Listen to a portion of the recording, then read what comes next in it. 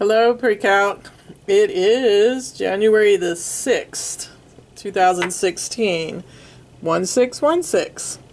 Someone you know pretty well turned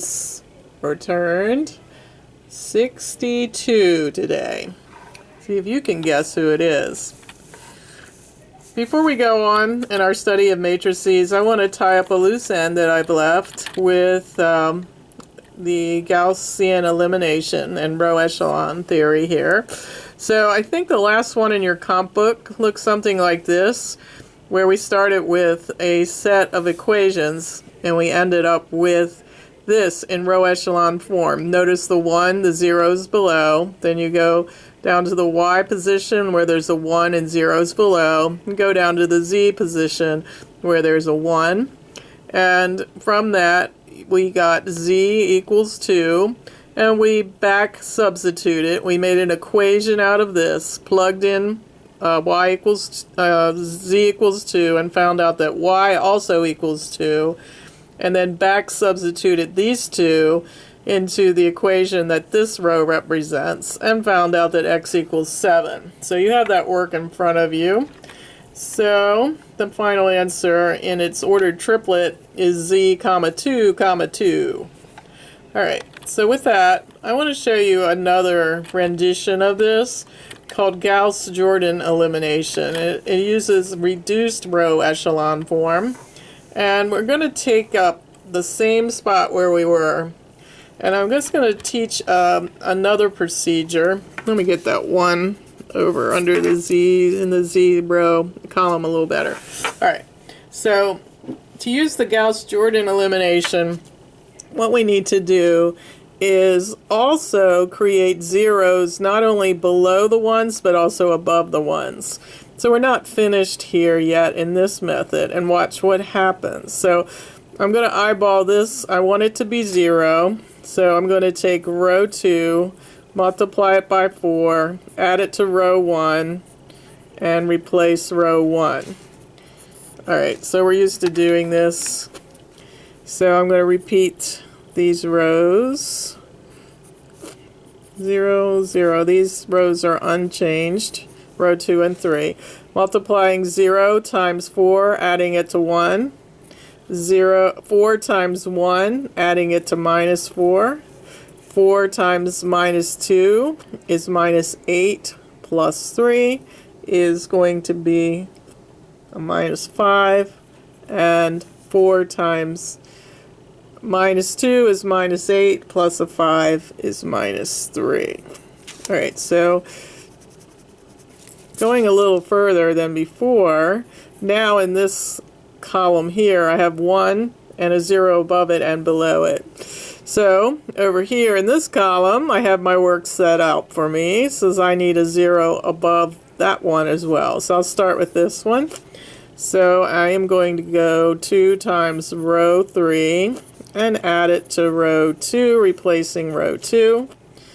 As usual, I will start by I'm going to replace row 2, so I'm going to write 1 and 3 unchanged.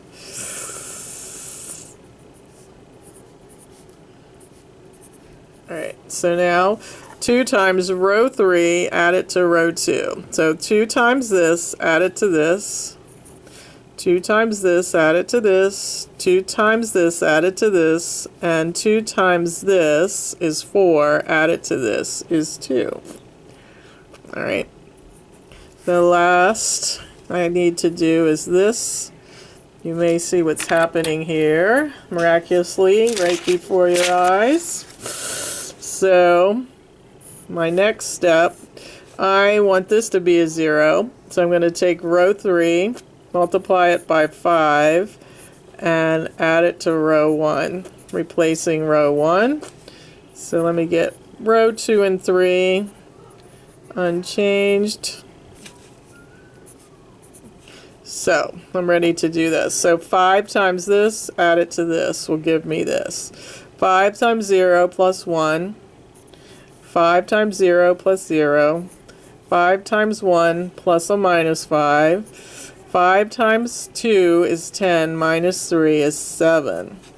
Look at that. This is called, now that I have the ones and the zeros both above and below each one, look what happened over here. Did I not get the same answer? 722. I have here z equals 2, y equals 2, and x equals z. So I have 2, 2, oh, sorry, I got that in the wrong order. I've got 7, 2, 2. Alright, so that's a kind of interesting one. I'd like you to take that last one that we're working in class and actually use the GaussJordan elimination. Take it all the way through just one time so you know that this exists. Alright, so let's see, I started taping around 11:20, so it's been about 7 minutes, so I'm going to keep going on this part. In our continued study of matrices, I am going to just give you some definitions, couple procedures, and call it a night. So, this matrix is, we discussed yesterday, the size of a matrix or its order. So if we have a 2 by 2, and say we have another 2 by 2, it is possible to take those and add them. The way you do that, and you've had this before, you will add corresponding elements. So this and this is a 0, 5, 1, and 3. So when I do that, notice this has to be a 2 by 2. There's no way I can add these if they have different shapes. So if this is a 2 by 2 and this had 3 rows and 2 columns, I wouldn't have corresponding parts like this to add. So in addition, they have to be the same size. They do not have to be square like this one. So let's do one that emphasizes that. Say this one is a 1, -3, -2. And I want to add that to one that's -1, 3, and 2. This is a 3 rows by 1 column. This is also. So it has to be the same order. And order to add. Order to order. 0, 0, 0. How cool is that? Alright. Let's look at multiplying by a scalar. So say that matrix A is, often we use capital letters to represent these guys. So we have, say A equals that. I was wondering, what would 3A mean? So that's one form of matrix multiplication. You're going to multiply this whole matrix A by a 3 by multiplying each element by 3. So we're going to get -3, 6, 0, and 3. Again, repeat, repeat. Repeat and repeat. So now, could you not, if I gave you, let's see if I can fit one more on this page. Suppose I gave you a matrix B as well. 1, 1, 1, 1. I'm making these up. So what would you think 3A minus B would look like? Well, we already did 3 times A up here, so we got that result. So we're going to have, I'll write it again, -3, 6, 0, 3 is the 3A part, minus B, which is 1, 1, 1, 1. Works similarly, addition and multiplication, be this element minus this one, corresponding positions, of course. -3 minus 1. 6 minus 1, 0 minus 1, 3 minus 1.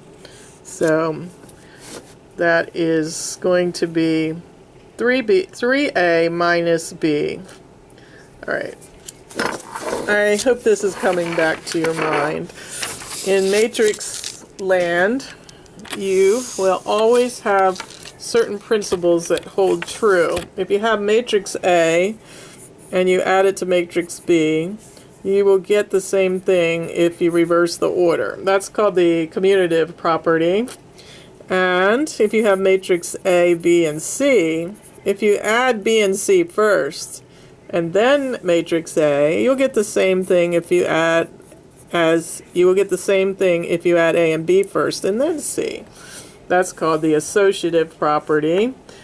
And what other major properties? There's really lots of them. Just to bring out a few of the main ones, and we'll brush over them if we rub up against them in class during a problem. This, if we have a scalar, like a number, times two matrices that are added, we have a form of distribution, CA plus CB. So we can multiply like that as well. So that would be equal. So that's the form of the distributive property. Also, you may add three matrices together, as long as they're the same size or more, and be aware of that. And I guess the only other principle would be adding the identity matrix. So -1, 2, 0, 1. I'm asking myself, what matrix here must I add to this to get the same matrix back, the identical matrix? Would not have to have all zeros. Yes, so this is called the additive identity matrix. And it will have different sizes to match the size that we started with, but it will have all zeros for its elements. Alright, let's multiply some matrices. If you were at the store, let me shut down this part so I don't go too long. I think that I have some more time left on it, but I'm going to shut down this and be right back.